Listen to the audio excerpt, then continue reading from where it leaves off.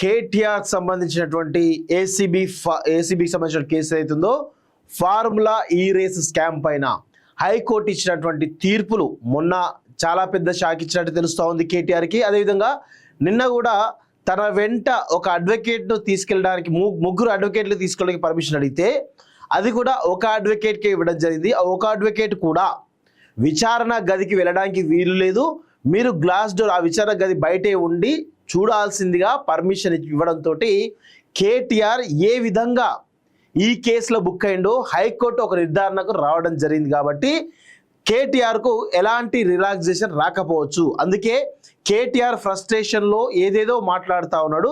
సరే కామన్ అంటే జైలుకి వెళ్తా ఉన్నాడు కాబట్టి కొంత టెన్షన్ ఉంటుంది, కొంత భయం ఉంటుంది.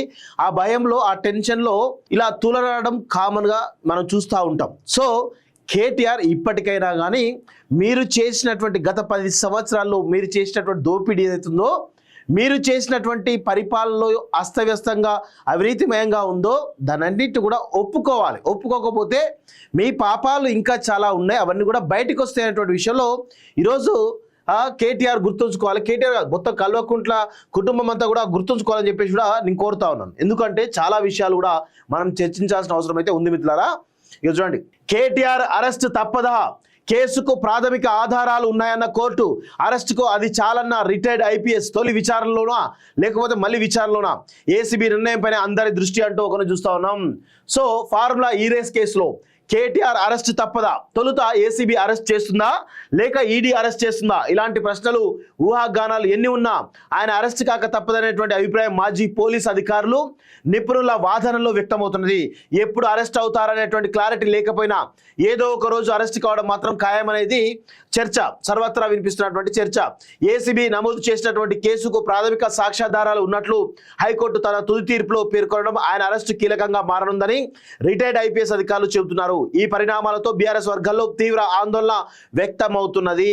సో ఖచ్చితంగా రాసి పెట్టుకోండి, ఎవరు చేసినటువంటి పాపాలకు వారి ఆ కర్మ వెంటాడుతుంటాం కదా, అదే విధంగా కనబడతా ఉంది. సో కేటీఆర్ గనక ఈరోజు ఇష్టారీతిన వ్యవహరించకపోతే, ఈరోజు కృత్రిమ ఉద్యమాలను సృష్టించకపోతే ఈరోజు ఈ పరిస్థితి వచ్చేది కాదు. కానీ కేటీఆర్ 10 ఏళ్ళ ఈ కేసీఆర్ పరిపాలనలో ఉద్యమకారులను మర్చిపోయినరు, తెలంగాణ అమరవీరులను మర్చిపోయినరు, తెలంగాణలో ఉన్నటువంటి ఏదైతే మన ట్యాగ్లు అనుకుంటామో నీళ్లు, నిధులు, నియామకాల విషయంలో భారీ స్థాయిలో అవకతవకలు జరిగాయనేది మనందరికీ కూడా తెలుసు. అంటే ఎక్కడ కూడా తెలంగాణ అస్తిత్వాన్ని ఒక తుంగలో తొక్కే విధంగా ఈరోజు ఈ కల్వకుంట్ల కుటుంబం ప్రయత్నం చేసింది. ఏ తెలంగాణ వాదంతోనైతే వీళ్ళ పార్టీకి ప్రజలు ఆదరించరు, ఆ యొక్క తెలంగాణ అస్తిత్వాన్ని ఈరోజు మొత్తంగా కించపరిచే విధంగా కావచ్చు, లేకపోతే వాటిని ఆ అస్తిత్వాన్ని కనుమరుగు చేసే విధంగా చేసినటువంటి ప్రయత్నాలు ఏవైతున్నాయో ఈరోజు తెలంగాణ సమాజం గుర్తుపెట్టుకుంది. కాబట్టి వీరికి సంబంధించినటువంటి విషయాల్లో ఎక్కడ కూడా ఈరోజు కేటీఆర్ అరెస్ట్ అవుతుందని తెలిసి కూడా ప్రజలు ఎక్కడ కూడా వీరిపైన సానుభూతి లేదు. ఖచ్చితంగా వీళ్ళని అరెస్ట్ చేయాలి, వీళ్ళు చేసినటువంటి పాపాలు అంతా ఇంత కాదు అనే కోణంలో ఈరోజు చాలా పెద్ద ఎత్తున ప్రజలందరూ కూడా కేటీఆర్ అరెస్ట్ను కోరుకుంటా ఉన్నారు. సో ఇదందరూ కూడా గమనించాల్సిన అవసరం అయితే ఉంటుంది మిత్రులారా. నేడు ఏసీబీ విచారణకు రానున్నటువంటి కేటీఆర్ కీలకంగా 2 ఆఫీసర్ల వాంగ్మూలం, గులాబీ నాయకత్వంలో టెన్షన్ అరెస్ట్ చేస్తే నిరసనలకు సిద్ధమవుతున్నటువంటి శ్రేణులు, ఈడీ ప్రశ్నలకు బిఎల్ఎన్ రెడ్డి జవాబు, స్టేట్మెంట్ రికార్డ్ చేసినటువంటి అధికారులు, సుప్రీంలో రిజిస్టర్ కానీ కేటీఆర్ పిటిషన్, సంక్రాంతి సెలవుల తర్వాతే కదలిక అంటూ ఒకరిని చూస్తున్నాం. నిధుల చెల్లింపు నిర్ణయం ఎవరిది, నిబంధనల గురించి ఆలోచించలేదా, కేబినెట్ ఆమోదం లేకుండా చేయొచ్చా, సెక్రటరీ సర్వీస్ రూల్స్ తెలియవా, ఫారిన్ పేమెంట్స్ కు ఆర్బీఐ అనుమతి ఏది, నాటి సీఎం కేసీఆర్ ప్రమేయం ఉన్నదా, లిఖితపూర్వకంగా ఆదేశాలు తీసుకోలేదేం, ఐఏఎస్ అరవింద్ పై ఏసీబీ ప్రశ్నల వర్షం సుదీర్ఘంగా విచారించినటువంటి అధికారులు అంటూ ఒకరిని చూస్తున్నాం. చూసేందుకు ఓకే, విచారణ ఆడియో వీడియో రికార్డింగ్ కుదరదు, కేటీఆర్ పక్కన లాయర్ ఉండేందుకు నో పర్మిషన్, ఆయన వెంట మాజీ అదనపు ఏజీ రామచంద్రరావు, లైబ్రరీ నుంచి అద్దాల ద్వారా చూసేలా ఏర్పాట్లు అంటూ ఒకరిని చూస్తా ఉన్నాం. సో ఖచ్చితంగా కేటీఆర్ కు ఇక ఉచ్చు బిగుస్తున్నట్టే తెలుస్తా ఉంది. అది కూడా మామూలు కాదు, ఒక రేంజ్ లో ఉచ్చు బిగించినట్టు కనబడతా ఉంది. ఈయన అరెస్ట్ అయితే 6 నెలల నుండి సంవత్సరం వరకు జైలు నుంచి బయటికి రాకపోవడానికి అవకాశాలు ఎక్కువగా ఉన్నాయి మిత్రులారా. సో ఈ కేసు ప్రూవ్ అయితే మాత్రం ఖచ్చితంగా 10 సంవత్సరాల జైలు శిక్ష తప్పదు కేటీఆర్కి. సో ఫార్ములా ఈ రేస్ కేసులో మాజీ మంత్రి బీఆర్ఎస్ వర్కింగ్ ప్రెసిడెంట్ కె తారక రామారావు చుట్టూ ఉచ్చు బిగుసుకున్నటువంటి నేపథ్యంలో బీఆర్ఎస్ లీడర్లు క్యాడర్లో టెన్షన్ నెలకొన్నది. తనను అరెస్ట్ చేస్తారని స్వయంగా కేటీఆర్ పలు సందర్భాల్లో వ్యాఖ్యానించారు. హైకోర్టు ఇచ్చినటువంటి తీర్పులో కేసుకు ప్రాథమిక ఆధారాలు ఉన్నాయని పేర్కొన్న నేపథ్యంలో ఆయన అరెస్టు తథ్యమని రిటైర్డ్ ఐపీఎస్ అధికారులు చెబుతున్నారు. దానికి తోడు అరవింద్ కుమార్ ఏసీబీకి, బిఎల్ఎన్ రెడ్డికి, ఈడీకి ఇచ్చినటువంటి స్టేట్మెంట్ కూడా కీలకంగా మారుతాయని అంటున్నారు. కాకపోతే విచారణ తొలి రోజే అరెస్ట్ చేస్తారా, లేకపోతే తదుపరి విచారణ సందర్భంగా అరెస్ట్ చేస్తారా అనేది ఏసీబీ వ్యూహంపై ఆధారపడి ఉంటుందని అంటున్నారు. ఈ పరిణామాలతో బీఆర్ఎస్ నాయకులు, కార్యకర్తలు అయోమయం, మరోవైపు ఆందోళన కనిపిస్తున్నది. లాయర్లతో కేటీఆర్ చర్చలట. సో ఏం చర్చ చేసినా నువ్వు చేసినటువంటి లంగా పని అందరికీ కూడా తెలుసు. కోర్టు తీర్పు నేపథ్యంలో గురువారం జరిగే విచారణ నిమిత్తం కేటీఆర్ ఏసీబీ అధికారుల ఎదుట హాజరు కానున్నారు. దీనికి ముందు ఏసీబీ అధికారులు అడిగేటువంటి ప్రశ్నలు, వాటికి ఇవ్వాల్సినటువంటి సమాధానాలపై కేటీఆర్, ఆయన తరపు లాయర్ల బృందం చర్చించినట్టు బీఆర్ఎస్ వర్గాలు చెబుతున్నాయి. కేటీఆర్ను తొలి రోజు అరెస్ట్ చేస్తే చేపట్టాల్సిన నిరసనలు, ఆందోళనపైన గులాబీ నేతలు కసరత్తు చేస్తున్నట్టు సమాచారం. పార్టీ బలహీనంగా ఉన్న సమయంలో కేటీఆర్ అరెస్ట్ శ్రేణులపై పార్టీ ఉనికిపై ఎలాంటి ప్రభావాన్ని చూపిస్తుందనేటువంటి చర్చలు మొదలయ్యాయి. అప్రూవర్గా మారడంతో చిక్కులు అంటూ చూస్తా ఉన్నాం. సో ఖచ్చితంగా బీఆర్ఎస్ పార్టీ అధికారం కోల్పోయి కొంత బలహీనంగా ఉన్నటువంటి ఈ పరిస్థితుల్లో కేటీఆర్ అరెస్టు మరింత చిక్కులు తెచ్చిపెడతాయి. ఇప్పటిదాకా కేటీఆర్, అదేవిధంగా కేటీఆర్ పరివారం మీద ఆధారపడ్డటువంటి ఈ ఏవైతే కొంత పింక్ మీడియా కావచ్చు, లేకపోతే బీఆర్ఎస్ పార్టీ శ్రేణులు కావచ్చు, మిగతా సెక్షన్స్ కావచ్చు, ఎవరైతే ఉన్నారో వారందరి పరిస్థితి కూడా ఆందోళనకరంగా, అయోమయంగా ఉన్నట్టే చాలా స్పష్టంగా అర్థమవుతా ఉంది. ఫార్ములా ఈ రేస్ వ్యవహారంలో మంత్రిగా ఉన్నటువంటి కేటీఆర్ మౌఖిక ఆదేశాల మేరకు హెచ్ఎండిఏ నుంచి చెల్లింపులు చేశామని, ఫార్ములా ఈ ఆపరేషన్ కంపెనీతో ఒప్పందం చేసుకున్నామని హెచ్ఎండిఏ కమిషనర్గా పనిచేసినటువంటి అరవింద్ కుమార్ గతంలోనే స్టేట్మెంట్ ఇచ్చారు. దీనికి తోడు ఆయన అప్రూవర్గా మారారనేటువంటి వార్తలు వచ్చాయి. ఆయన గతంలో ఇచ్చినటువంటి స్టేట్మెంట్తో పాటు తాజాగా బుధవారం ఎంక్వైరీ సందర్భంగా వెల్లడించినటువంటి అంశాలు ఇప్పుడు కేటీఆర్ మెడకు చుట్టుకున్నాయనే అభిప్రాయాలు బలంగా వ్యక్తమవుతున్నాయి. వీటికి తోడు ప్రస్తుతం పురపాలక శాఖ కార్యదర్శిగా ఉన్నటువంటి దానా కిషోర్ ఇటీవల ఏసీబీ విచారణకు హాజరై ఫార్ములా ఈ రేస్ వ్యవహారంలో గత ప్రభుత్వంలో జరిగిన అంశాలన్నింటినీ ఆధారాలతో సహా వివరించారు. ఇది కూడా కేటీఆర్ను చిక్కుల్లో పడేయనున్నదని పలువురు న్యాయ నిపుణులు చెబుతున్నారు. ఫార్ములా ఈ రేస్ వ్యవహారంలో గతంలో మంత్రిగా తానే ప్రభుత్వ పరంగా నిర్ణయం తీసుకున్నానంటూ కేటీఆర్ ఇప్పటికే కమిట్ అయ్యారు. కేబినెట్ అప్రూవల్ లేదని స్పష్టం చేశారు.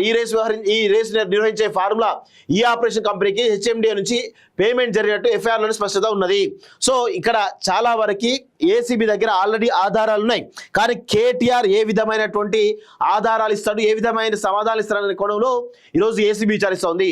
రేపు మాప ఖచ్చితంగా ఈడీ కూడా విచారించేటువంటి అవకాశం అయితే చాలా స్పష్టంగా కనబడతా ఉన్నాయి. ఇక్కడ తెలంగాణ రాష్ట్రం అనేది భారతదేశంలో అంతర్భాగం. భారతదేశ పరిపాలన వ్యవస్థ అంతా కూడా భారత రాజ్యాంగాన్ని, అంబేద్కర్ రాసినటువంటి భారత రాజ్యాంగం అనుసరించి, శాసనాలను అనుసరించి పరిపాలన చేయాల్సిన అవసరం అయితే ఉంటుంది. ఆయాచిత తమ స్వార్థ రాజకీయ ఆర్థిక ప్రయోజనాల కోసం ఇష్టారీతిన నిర్ణయాలు తీసుకోవడానికి వీలు లేదు ఎవరు కూడా. అది కేసీఆర్ అతిథి కాదు, మోడీ అతిథి కాదు, ఎవరు కూడా అతిథులు కాదు అనేటువంటి విషయంలో గుర్తుపెట్టుకోవాలి. సో ఇప్పుడు ఈ కార్ రేస్ సంబంధించిన అంశం చూసినట్లయితే ఇక్కడ కూడా భారత రాజ్యాంగం కానీ శాసనాలు ఏవైతే ఉన్నాయో వాటిని అనుసరించకుండా ఈరోజు ఏదో బ్రాండ్ ఇమేజ్ పెంచుదామనా, లేకపోతే ఇంకేదో పెంచుదామనా, అదంతా ప్రభుత్వంలో ఒక పార్ట్. ఆ పెంచాలనేటువంటి దృక్పథం మంచిదే కావచ్చు. కానీ భారత రాజ్యాంగం ఉన్నది, మనకి భారతదేశం యొక్క శాసనాలు ఉన్నాయి. వాటిని అనుసరించి ఈరోజు కేటీఆర్ కానీ, కల్వకుంట్లలు కానీ, ఏ పరిపాలకుడైనా కానీ వాటిని, ఆ శాసనాలు అనుసరించి నిర్ణయాలు తీసుకోవాలి తప్ప ఈరోజు ఇష్టారీతిన రాజ్యం మాది కదా, మేము రాజులం కదా అని అనుకొని ఇష్టారీతిన పొరపాటు చేస్తే ఖచ్చితంగా ఈరోజు కేటీఆర్ చేసినటువంటి ఈ అవినీతి అక్రమాలు ఏవైతే ఉన్నాయో అవి దేశంలో ఉన్నటువంటి ప్రతి రాజకీయ నాయకుడు కూడా ఒక కనువిప్పు కలిగేటువంటి అంశం. ఖచ్చితంగా ఇది చాలా పెద్ద భారత రాజ్యాంగాన్ని కించపరిచే నిర్ణయం, భారత రాజ్యాంగ శాసనాలు ఏవైతే ఉన్నాయో వాటిని కించపరిచే నిర్ణయం తప్ప ఏది కాదు. దానిలో భాగంగానే కేటీఆర్ ఈరోజు చాలా రకాల కేసుల్లో ఇరుకుతా ఉన్నాడు. వీళ్ళు ఈ గత 10 ఏళ్ల కాలంలో తెలంగాణ అనేది భారతదేశంలో అంతర్భాగమైనటువంటి రాష్ట్రాన్ని మర్చిపోయి, తెలంగాణ అనేది కల్వకుంట్ల రాజ్యాంగం, మన రాచకొండ అనుకుంటాం కదా, రాచకొండ ఒక 400 ఏళ్ల కింద అది వెలమల రాజ్యం. సో ఇది తెలంగాణ కాదు, మా రాచకొండ రాజ్యం అనే రీతిలో ఇష్టారీతిన ఖర్చు పెట్టారు. కాబట్టి ఈరోజు వీళ్ళందరిపైన ఇష్టారీతిన ఈ ప్రజల సొమ్మును ఇబ్బడిగా ఖర్చు పెట్టారు. కాబట్టి వీళ్ళపైన ఇన్ని కేసులు అవుతా ఉన్నాయి, ఇంకా చాలా కేసులు అవుతాయండి. 4 సంవత్సరాల సమయం ఉన్నది. 4 సంవత్సరాల్లో ఇప్పుడు కొన్నే కేసులు, ఒక 4-5 కేసులు ఉన్నాయి. ఏది ఫార్ములా ఈ రేస్ కేసు ఒకటి నడుస్తూ ఉంది, అదేవిధంగా ఫోన్ ట్యాపింగ్ కేసు ఒకటి నడుస్తూ ఉంది, విద్యుత్ ఒప్పందాలకు సంబంధించిన కేసు ఒకటి నడుస్తూ ఉంది, కాళేశ్వరం కమిషన్ విచారణ కొనసాగుతూ ఉంది, ఇప్పుడు ఓవరాల్ టెండర్ సంబంధించిన 700 కోట్ల స్కామ్ ఒకటి బయటపడతా ఉంది.